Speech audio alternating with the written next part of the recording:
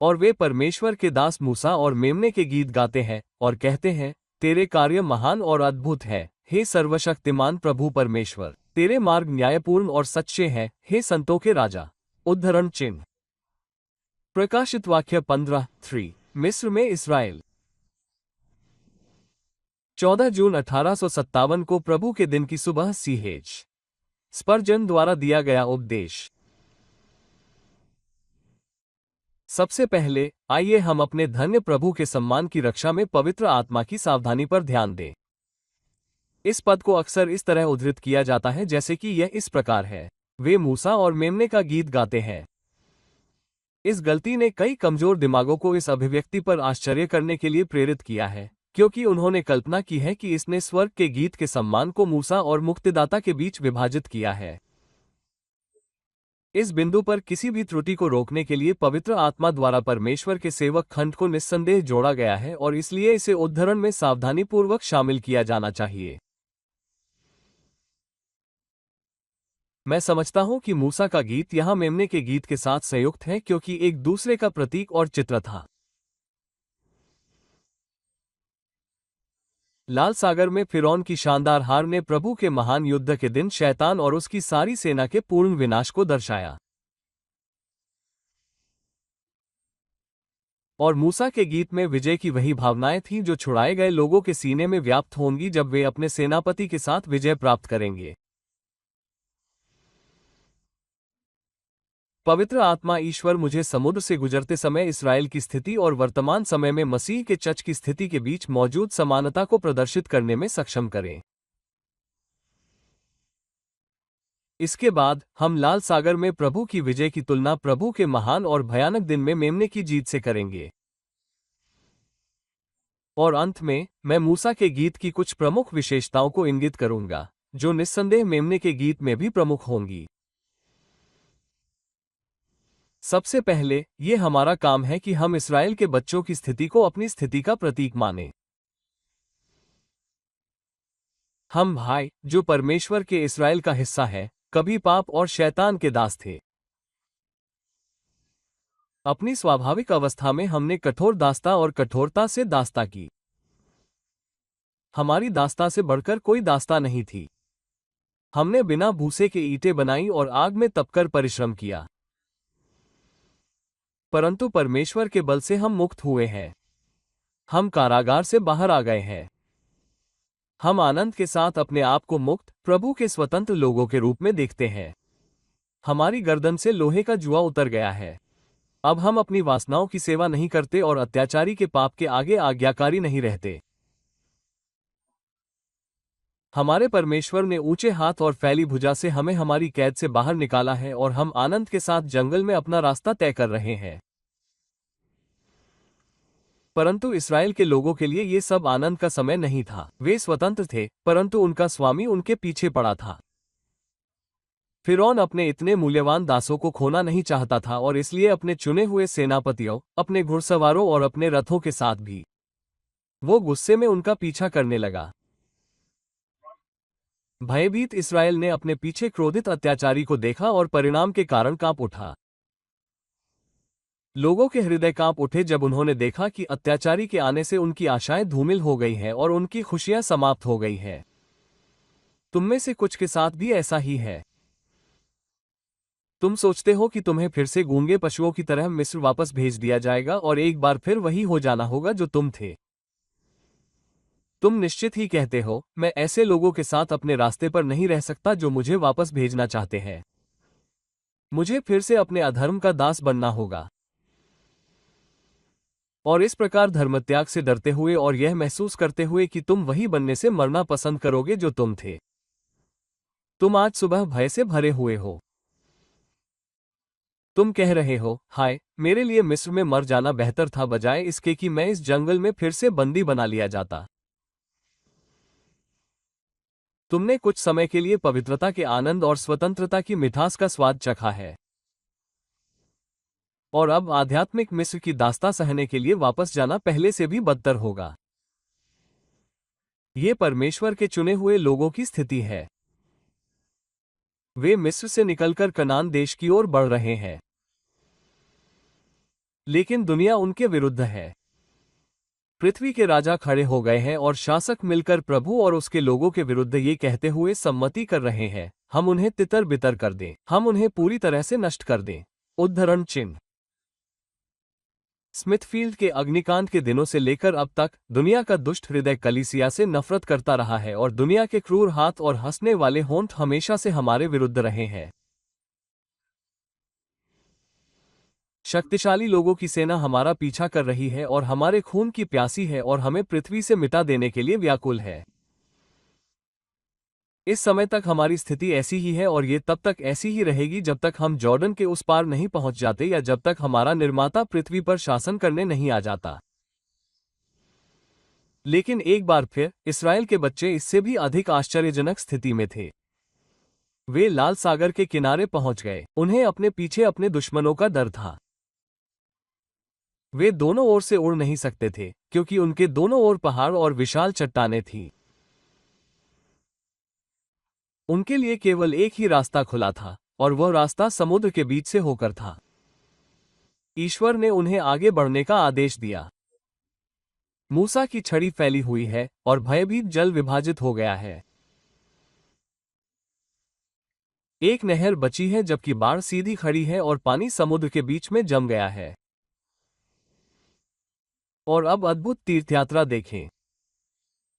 दोनों ओर संगमरमर की दीवार है और असंख्य कंकड़ पत्थर की गहराई में है। कांच की दीवार की तरह समुद्र उनके दोनों ओर खड़ा है, झाग की भंवरों से भरी चट्टानें। लेकिन फिर भी वे आगे बढ़ते हैं। और जब तक ईश्वर के इस्राएल का आखिरी व्यक्ति सुरक्षित नहीं हो जाता, तब तक पानी स्थिर और स्थिर रहता है, ईश्वर के होठों से जम जाता है। मेरे श्रोताओं, ईश्वर के चर्च की स्थिति ऐसी है। अब आप और मैं आगे बढ़ रहे हैं समुद्र, जिसकी बाड़ें केवल ईश्वर की सर्वोच्च शक्ति द्वारा ही स्थिर रहती है। ये संसार एक ऐसा संसार है जिसे अचानक नष्ट होना है। और इसमें हमारी स्थिति ठीक इस्राएल के बच्चों की स्थिति जैसी है, जिनके लिए बाड़ें तब तक नहीं आईं जब तक कि वे सुरक्षित रूप से किनारे पर नहीं पहुंच गए। हे ईश्वर के चर्च, तुम पृथ्वी के नमक हो। जब तुम चले जाओगे तो ये पृथ्वी सड़ जाएगी और नष्ट हो जाएगी। हे जीवित ईश्वर की जीवित सेना, तुम इस्राएल की तरह ईश्वर की बाड़ों को अभी भी स्थिर बनाए रखो। लेकिन जब तुम में से आखिरी इस कार्रवाई के चरण से चले जाओगे तो ईश्वर का उग्र क्रोध और प्रचंड क्रोध उस भूमि पर उतरेगा जिस पर तुम अभी खड़े हो, और तुम्हारे शत्रु उस स्थान पर दब जाएंगे जहां से तुम अभी सुरक्षित रूप से चल रहे हो। मैं अपने विचारों को यथासंभव स्पष्ट रूप से रखता हूं। स्वाभाविक रूप से सामान्य क्रम के अनुसार लाल सागर को एक समतल और समतल तरीके से बहना चाहिए था, उसकी लहरें स्थिर और उसकी सतह अखंड होनी चाहिए। ईश्वर की शक्ति से लाल सागर दो भागों में बंट गया और बाढ़ थम गई। अब मार्क स्वाभाविक रूप से न्याय के सामान्य मार्ग के अनुसार ये संसार जो अब तक कराहता और तड़पता रहा है, यदि हम केवल दुष्टों को पूरी तरह से नष्ट करने पर विचार करें। लाल सागर से सेना को सुरक्षित मार्ग मिलने का एकमात्र कारण ये था कि इस्राएल ने इसे पार कर लिया। और यह संसार इसलिए खड़ा है और अंतिम महान दिन में आग से नष्ट नहीं हुआ, इसका एकमात्र कारण यह है कि परमेश्वर का इस्राएल इसमें है। लेकिन एक बार जब वे पार हो जाएंगे तो विभाजित बाढ़ उनके हाथों से मिलेगी और प्रतिकूल सेना को अपने हाथों में जकड़ने के लिए उत्सुकता से गले लगाएगी। वो दिन आ रहा है जब ये संसार एक शराबी की तरह लड़खड़ाएगा। प्रत्येक ईसाई ईश्वर के प्रति उचित श्रद्धा के साथ कह सकता है, पृथ्वी घुल गई है, मैं उसके स्तंभों को संभाल रहा हूं। इस दुनिया में जितने भी ईसाई हैं, वे मर जाएं और धरती के खंभे गिर जाएं और एक मलबे और एक सपने की तरह हमारा ये पूरा ब्रह्मांड खत्म हो जाए, फिर कभी न दिखे।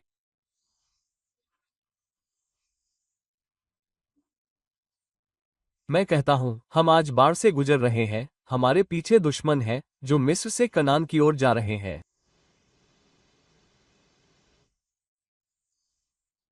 और अब दूसरी बात, मूसा की जीत मेमने की आखिरी जीत का चित्रण थी। मूसा ने मिस्र के समुद्र के किनारे प्रभु के लिए एक गीत गाया।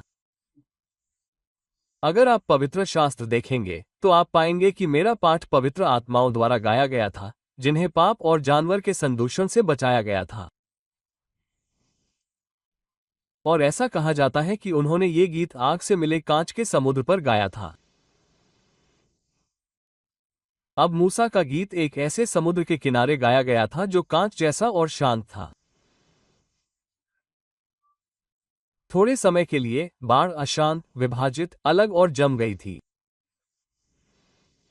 लेकिन कुछ ही क्षणों बाद जब इस्राएल सुरक्षित रूप से बाढ़ से पार हो गया, तो वह पहले की तरह कांच जैसा हो गया, क्योंकि दुश्मन डूब चुके थे, पत्थर की तरह नीचे तक डूब गया और सुबह होते ही समुद्र फिर से अपनी ताकत पर आ गया। क्या कभी ऐसा समय आएगा जब ईश्वर के संतों को रास्ता देने के लिए इस विशाल समुद्र को दो भागों में बांटा जाएगा और यह समतल हो जाएगा?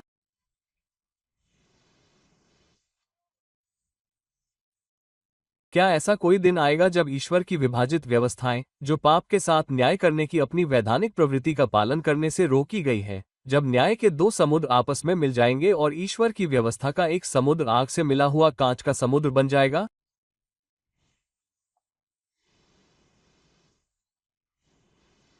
हाँ, वो दिन निकट आ रहा है जब ईश्वर के शत्रु अपने लोगों को बचाने के लिए ईश्वर की व्यवस्था को प्रकट रूप से भंग करने की आवश्यकता नहीं डालेंगे।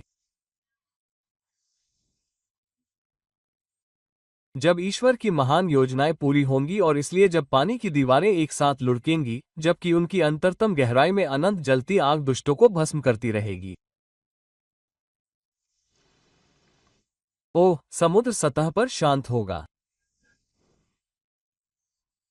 जिस समुद्र पर ईश्वर के लोग चलेंगे वो एक ऐसा समुद्र प्रतीत होगा जो साफ है, जिसमें एक भी खरपतवार नहीं है, कोई अशुद्धता नहीं है, जबकि उसके खोखले सीने में बहुत दूर सभी नश्वर ज्ञान, भयावह गहराई होगी जहां दुष्टों को हमेशा आग में रहना होगा जो कांच के साथ मिश्रित है।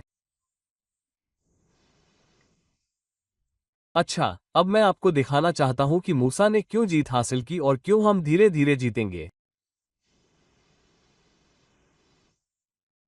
मूसा ने ये गीत इसलिए गाया क्योंकि सारा इस्राएल सुरक्षित था।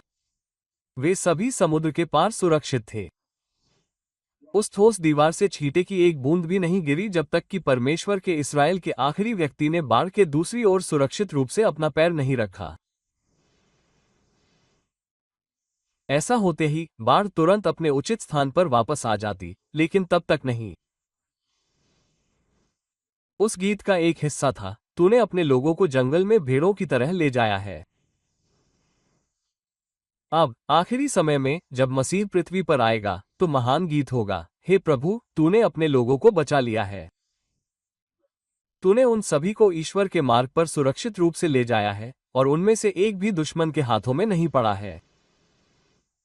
ओह, यह मेरा दृढ़ विश्वास है कि स्वर्ग में कोई खाली सिंहासन नहीं होगा।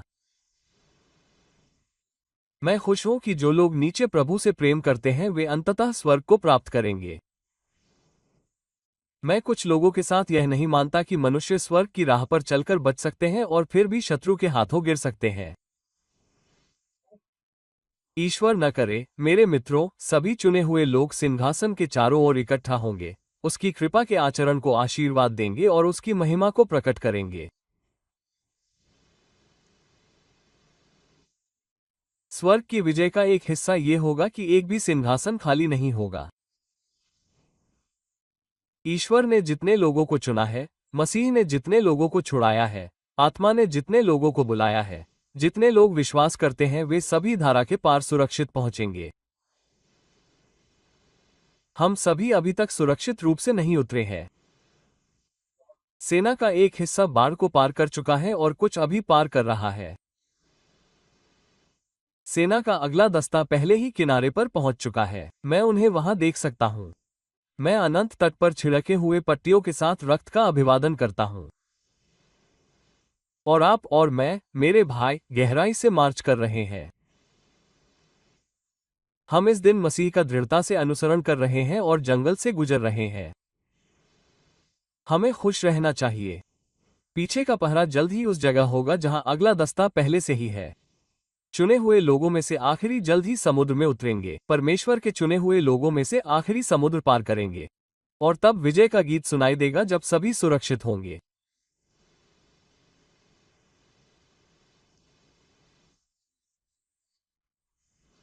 लेकिन अगर एक भी ना हो, अगर उसके चुने हुए परिवार में से एक को छोड़ दिया जाए, तो यह मुक्ति पाने वालों के गीत में हमेशा के लिए कलह पैदा कर देगा और स्वर्ग की वीणाओं के तार काट देगा, ताकि उनसे फिर कभी संगीत न निकल सके।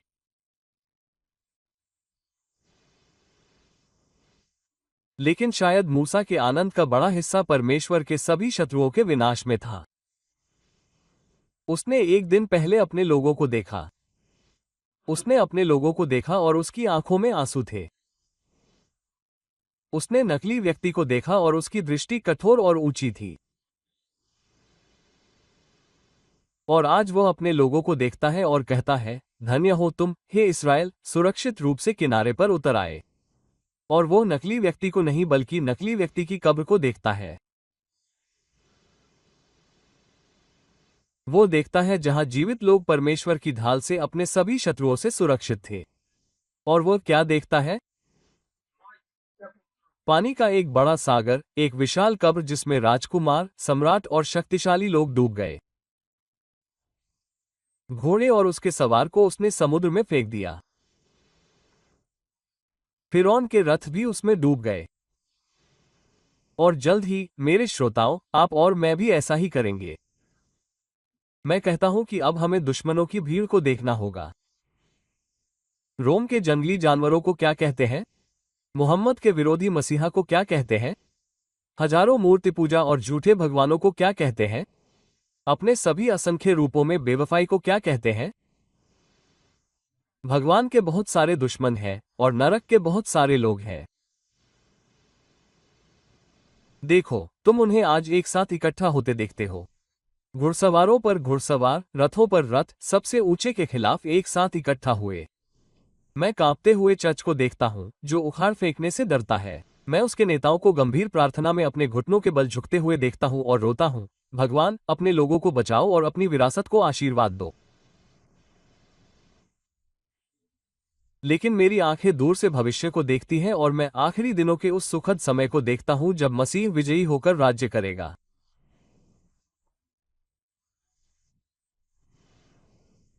मैं उनसे पूछूंगा, बाबेल कहाँ है? रोम कहाँ है? मोहम्मद कहाँ है? और उत्तर आएगा, कहाँ? क्यों? वे गहराई में डूब गए हैं। वे पत्थर की तरह नीचे तक डूब गए हैं। वहां नीचे भयानक आग उन्हें निगल रही है, क्योंकि कांच का समुद्र न्याय की आग से मिला हुआ है। आज मैं एक युद्ध का मैदान देखता हूं। पूरी पृथ्वी घोड़ों के टापों से फटी हुई है। तोपों की गड़गड़ाहट और ढोल की गड़गड़ाहट है। हथियारों से दोनों सेनाएं चिल्ला रही है। लेकिन तुम थोड़ी देर रुको और तुम युद्ध के इस मैदान में चलकर कहोगे, मृत ब्रह्म की उस विशाल प्रणाली को देखो। वहां एक और भयानक मौत में जमी हुई है, गतिहीन स्तब्धता में। वहां बेवफाई है। वहां धर्मनिरपेक्षता और धर्मनिरपेक्षता सो रही है। वहां वे हैं जिन्होंने भगवान को चुनौती दी। मैं विद्रोहियों के इस विशाल दल को पृथ्वी पर बिखरे हुए देखता हूं। प्रभु के लिए गाओ, क्योंकि उसने शानदार जीत हासिल की है। यहोवा ने खुद को जीत दिलाई है और उसके आखिरी दुश्मन नष्ट हो गए हैं। तब वो समय आएगा जब मूसा और मेमने का गीत गाया जाएगा।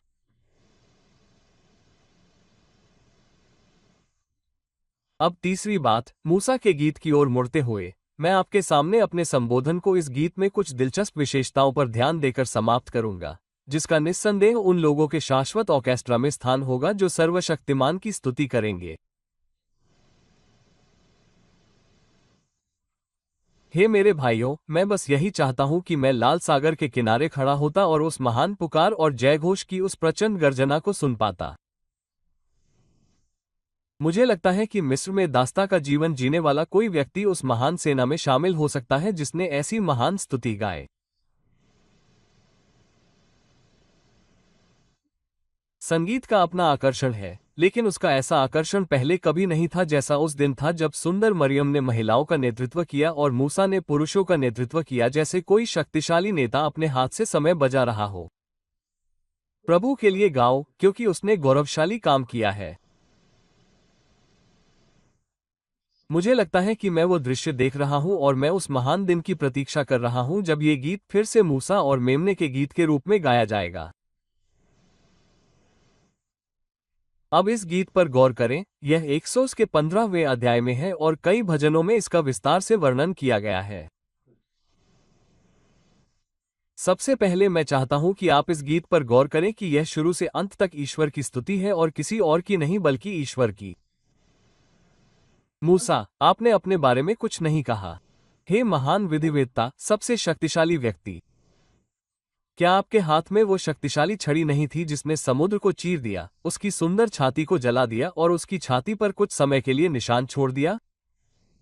क्या आपने इस्राएल की सेना का नेतृत्व नहीं किया? क्या आपने युद्ध के लिए उनके हजारों लोगों को तैयार नहीं किया और एक शक्तिशाली सेनापति की तरह उन्हें गहराई में नहीं ले गए? क्या आपके लिए कोई शब्द नहीं है? एक भी नहीं। इस गीत का पूरा स्वर है कि मैं शुरू से अंत तक प्रभु के लिए गाऊंगा। ये सब यहोवा की स्तुति है। मूसा के बारे में एक भी शब्द नहीं है, इस्राएल के बच्चों की स्तुति में एक भी शब्द नहीं है। प्रिय मित्रों, इस दुनिया का आखिरी गीत, विजय का गीत, ईश्वर से भरा होगा और किसी और से नहीं। यहां आप वाद्य यंत्र की स्तुति करते हैं। आज आप इस आदमी को और उस आदमी को देखते हैं और कहते हैं, इस पादरी और इस आदमी के लिए भगवान का शुक्र है। आज आप कहते हैं, लूथर के लिए भगवान का शुक्र है जिसने वेटिकन को हिला दिया, और विटफील्ड के लिए भगवान का शुक्र है जिसने एक सोए हुए चर्च को जगाया। लेकिन उस दिन आप लूथर, विटफील्ड या भगवान की सेनाओं के किसी भी शक्तिशाली व्यक्ति के बारे में नहीं गाएंगे। उनके नाम कुछ समय के लिए भुला दिए जाएंगे, जैसे कि सूरज के उगने पर तारे दिखना बंद हो जाते हैं। गीत यहोवा और केवल यहोवा के लिए होंगे। हमारे पास प्रचारकों या बिशपों के लिए कहने के लिए एक शब्द नहीं होगा, अच्छे और सच्चे लोगों के लिए कहने के लिए एक शब्द भी नहीं होगा, लेकिन शुरू से अंत तक पूरा गीत उसके लिए होगा जिसने हमसे प्यार किया और अपने खून से हमें हमारे पापों से धोया। उसकी महिमा हमेशा हमेशा के लिए हो। आमीन। और आगे, क्या आप कृपया ध्यान दें कि इस गीत में दुश्मन की क्रूरता का कुछ जश्न मनाया गया है? क्या आपने देखा कि जब गीतकार फिरौन के हमले का वर्णन करता है, तो वो कहता है, शत्रु ने कहा, मैं पीछा करूंगा, मैं उन पर आक्रमण करूंगा, मैं लूट का माल बांटूंगा, मेरी अभिलाषा उन पर तृप्त होगी, मैं अपनी तलवार खींचूंगा, मेरा हाथ उन्हें नष्ट कर देगा। उद्धरण चिन्ह। फिरौन के क्रोध से एक गीत बनता है और अंत में भी ऐसा ही होगा। मनुष्य का क्रोध ईश्वर की स्तुति करेगा। मेरा मानना है कि मुक्ति पाने वालों का अंतिम गीत, जब वे अंततः जीत हासिल करेंगे, तो ईश्वर द्वारा मनुष्य पर विजय पाने के क्रोध का स्वर्गीय छंदों में जश्न मनाएंगे। कभी कभी महान युद्धों के बाद युद्ध की याद में स्मारक बनाए जाते हैं। वे किससे बने होते हैं? वे मौत के हथियारों और युद्ध के औजारों से बने होते हैं जो दुश्मनों से छीन लिए गए होते हैं। अब उस दृष्टांत का उपयोग करना उचित होगा जैसा कि मुझे लगता है। वो दिन आ रहा है जब क्रोध और घृणा और संघर्ष सभी एक गीत में पिरोए जाएंगे। और जब हमारे दुश्मनों के हथियार उनसे छीन लिए जाएंगे तो वे ईश्वर की स्तुति के स्मारक बनेंगे।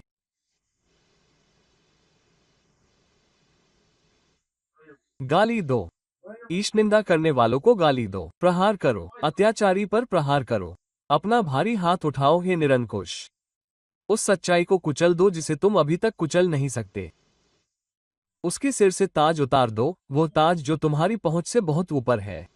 बेचारा, छोटा, नपुंसक प्राणी तुम हो। आगे बढ़ो, लेकिन तुम जो भी करोगे, उससे उसकी महिमा बढ़ेगी। अगर हम परवाह नहीं करते तो हम तुमसे कहते हैं कि तुम अपने सारे क्रोध और द्वेष के साथ आगे बढ़ो, हालांकि यह तुम्हारे लिए और भी बुरा होगा। यह हमारे स्वामी के लिए अधिक गौरवशाली होगा। युद्ध के लिए तुम्हारी जितनी अधिक तैयारी होगी, उसका विजय रथ उतना ही शानदार होगा। जब वो भव्य तामझाम के साथ स्वर्ग की सड़कों पर सवार होगा, युद्ध के लिए तुम्हारी तैयारी उतनी ही प्रबल होगी। वो उतनी ही अधिक लूट का माल शक्तिशाली लोगों के साथ बांटेगा। हे ईसाई, शत्रु से मत डरो। याद रखो, उसके वार जितने कठोर होंगे, तुम्हारा गीत उतना ही मधुर होगा। उसका क्रोध जितना अधिक होगा, तुम्हारी विजय उतनी ही शानदार होगी। वो जितना अधिक क्रोधित होगा, मसीह को उसके प्रकट होने के दिन उतना ही अधिक सम्मान मिलेगा। उन्होंने मूसा और मेमने का गीत गाया। और फिर क्या आप अगली जगह ध्यान देंगे कि उन्होंने शत्रु के पूर्ण पराभव के बारे में कैसे गाया? इस गीत में एक अभिव्यक्ति है जिसे संगीत में सेट करते समय बार बार दोहराया जाना चाहिए, और मेरा मानना है कि ऐसा किया भी जाता है। ये भजन में दर्ज गीत का वो अंश है जहां ये घोषित किया गया है कि फिरौन की पूरी सेना पूरी तरह से नष्ट हो गई और उनमें से एक भी नहीं बचा।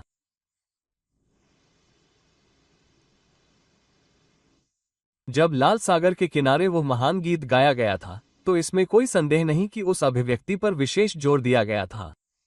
एक भी नहीं। मुझे लगता है कि मैं इस्राएल की सेना को सुन रहा हूं। जब उन्हें ये शब्द पता चले और वे शुरू हुए और इस प्रकार आगे बढ़े, तो उनमें से एक भी नहीं बचा।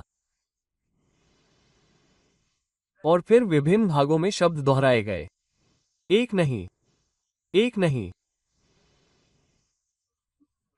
और जब महिलाओं ने अपनी मधुर आवाज में गाया, एक नहीं, एक नहीं, मेरा मानना है कि अंत में हमारी जीत का एक हिस्सा ये तथ्य होगा कि एक भी नहीं बचा है। हम पूरी पृथ्वी पर नजर डालेंगे और देखेंगे कि यह सब समतल समुद्र है और हमारा पीछा करने वाला एक भी नकली नहीं है। एक भी नहीं, एक भी नहीं। अपने आप को इतना ऊंचा मत उठाओ, हे धोखेबाज। तुम बच नहीं सकते, क्योंकि एक भी बच नहीं पाएगा। अपने सिर को इतना गर्व से मत उठाओ, हे तानाशाह, तुम बच नहीं सकते, क्योंकि एक भी बच नहीं पाएगा। हे स्वर्ग की हवा, एक भी पाप तुम्हारे पीछे जॉर्डन को पार नहीं करेगा। एक भी लाल सागर को पार नहीं करेगा, तुम्हें पछाड़ देगा। और ये तुम्हारी विजय का शिखर होगा। उनमें से एक भी नहीं, एक भी नहीं, एक भी नहीं। बस हम फिर से ध्यान दें, और मैं तुम्हें बहुत देर नहीं लगाऊंगा, कहीं ऐसा ना हो कि मैं तुम्हें थका दूं। मूसा के गीत का एक हिस्सा उस सहजता की प्रशंसा में था जिससे परमेश्वर ने अपने शत्रुओं को नष्ट कर दिया। तूने अपनी हवा चलाई और समुद्र ने उन्हें ढंक लिया। वे प्रचंड जल में सीसे की तरह डूब गए। यदि हम फिरौन की सेना को नष्ट करने के लिए काम पर जाते, तो हमें मृत्यु के कितने सारे इंजनों की आवश्यकता होती। यदि हमें सेना को काटने का काम सौंपा गया होता, तो कितनी अद्भुत तैयारियां होती, कैसा गर्जन, कैसा शोर, कितनी बड़ी गतिविधि होती। लेकिन इस अभिव्यक्ति की भव्यता पर ध्यान दें। परमेश्वर ने ऐसा करने के लिए अपने सिंहासन से खुद को उठाया भी नहीं। उसने फिरौन को आते देखा। वो उसे एक शांत मुस्कान के साथ देख रहा था। उसने बस अपने होठों से फूंका और समुद्र ने उन्हें ढंक लिया। आप और मैं इस बात पर आश्चर्यचकित होंगे कि प्रभु के शत्रुओं को उखाड़ फेंकना कितना आसान हो गया है। हम खींच रहे थे और जीवन भर मेहनत करते हुए हम गलत व्यवस्थाओं को उखाड़ फेंकने का माध्यम बनेंगे। चर्च को तब आश्चर्य होगा जब उसका स्वामी ये देखेगा कि जिस तरह बर्फ आग के सामने पिघल जाती है, उसी तरह सर्वशक्तिमान के आने पर सभी गलतियां और पाप पूरी तरह से नष्ट हो जाएंगे। हमारे पास अपने समाज और अपनी मशीनरी, अपने प्रचारक और अपनी सभाएं होनी चाहिए, और यह सही भी है, लेकिन भगवान अंत में उनकी आवश्यकता नहीं रखेंगे। उनके लिए उनके दुश्मनों का विनाश एक दुनिया बनाने जितना आसान होगा। निष्क्रिय मौन में अविचल वह बैठे रहे, और उन्होंने केवल प्रकाश होने दो के साथ मौन तोड़ा और प्रकाश हो गया। वैसे ही वो अंत में जब उनके दुश्मन उग्र रूप से उग्र होंगे तो उनकी हवाओं के साथ बहेंगे और वे तितर बितर हो जाएंगे। वे मोम की तरह पिघल जाएंगे और पैर के अंगूठे की तरह जल जाएंगे। वे मेढ़ों की चर्बी की तरह होंगे। वे धुएं में भस्म हो जाएंगे। हाँ, वे धुएं में भस्म हो जाएंगे। इसके अलावा मूसा के इस गीत में आप देखेंगे कि एक अनोखी सुंदरता है। मूसा न केवल किए गए काम के लिए बल्कि उसके भविष्य के परिणामों के लिए भी खुश था। वो कहता है, लोग कनान देश पर जिस पर हम आक्रमण करने जा रहे हैं वो अचानक भय से आक्रांत हो जाएगा। तेरे बाहुबल के प्रताप से वे पत्थर के समान स्थिर हो जाएंगे। उद्धरण चिन्ह। ओह, मुझे लगता है कि मैं उन्हें ये गाते हुए भी सुन रहा हूं। मधुर और कोमल, पत्थर की तरह शांत। वे शब्द कैसे पूरे होंगे जैसे दूर से पत्थर की तरह शांत गड़गड़ाहट सुनाई दे। और जब हम बाढ़ के दूसरी ओर पहुंचेंगे, अपने दुश्मनों पर विजय देखेंगे और अपने स्वामी को राज करते देखेंगे, तो ये हमारे गीत का एक हिस्सा होगा कि उन्हें अब से पत्थर की तरह शांत रहना होगा। एक नरक होगा, लेकिन वो दहाड़ते हुए शैतानों का नरक नहीं होगा जैसा कि अभी है। वे पत्थर की तरह शांत होंगे। पतित स्वर्गदूतों की सेनाएं होंगी, लेकिन उनमें हम पर हमला करने या भगवान को चुनौती देने का साहस नहीं होगा। वे पत्थर की तरह शांत होंगे।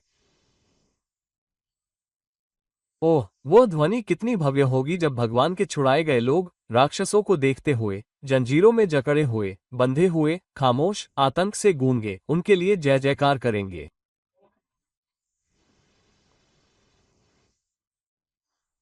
उन्हें पत्थर की तरह शांत होना होगा और वहां उन्हें लेटना होगा और अपने लोहे के बंधनों को काटना होगा। मसीह का भयंकर तिरस्कार करने वाला अब और नहीं रह सकता, उसके चेहरे पर थूक दिया जाएगा। घमंडी तानाशाह अब संतों पर अत्याचार करने के लिए हाथ नहीं उठा सकेगा। शैतान भी अब उन्हें नष्ट करने की कोशिश नहीं कर सकेगा। वे पत्थर की तरह स्थिर हो जाएंगे। और अंत में गीत का समापन ईश्वर के राज्य की अनंतता को ध्यान में रखते हुए किया जाता है, और यह हमेशा विजय गीत का एक हिस्सा रहेगा।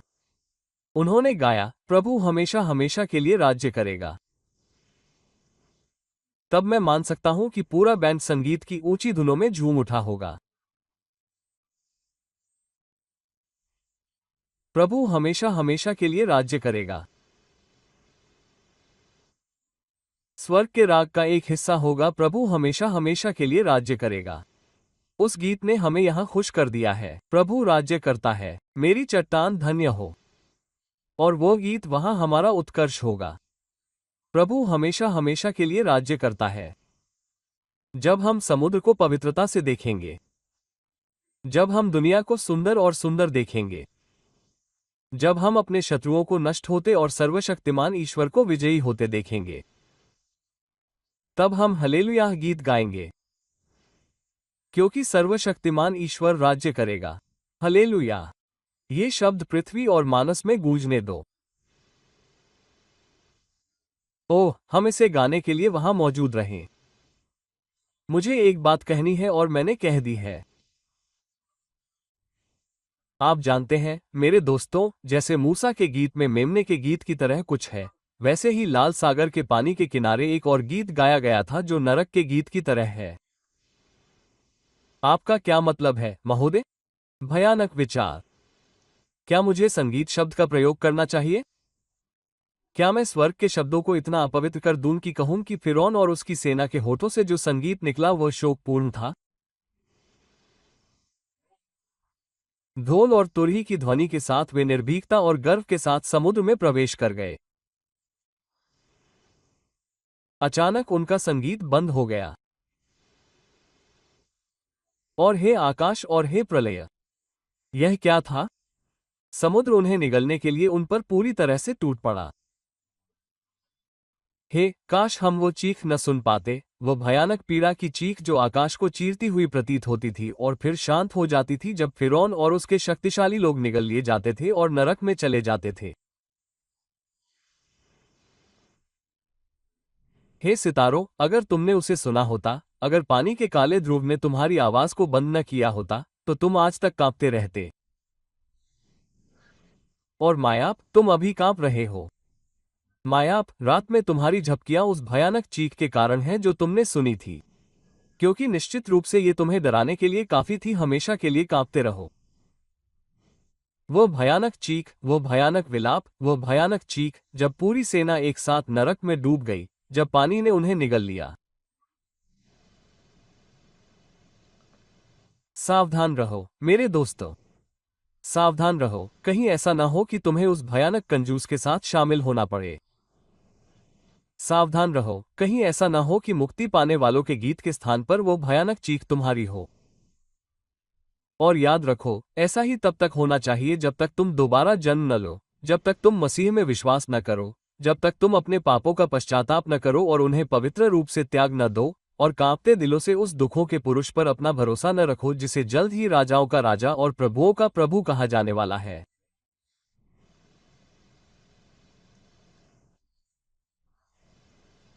ईश्वर तुम्हें आशीर्वाद दे और तुम सबको उसके उद्धार का स्वाद चखाए ताकि तुम कांच के समुद्र पर खड़े हो सको और उसकी निचली गहराई में मिश्रित आग के भय को महसूस न करना पड़े। सर्वशक्तिमान ईश्वर इस विशाल सभा को यीशु के लिए आशीर्वाद दे। आमीन।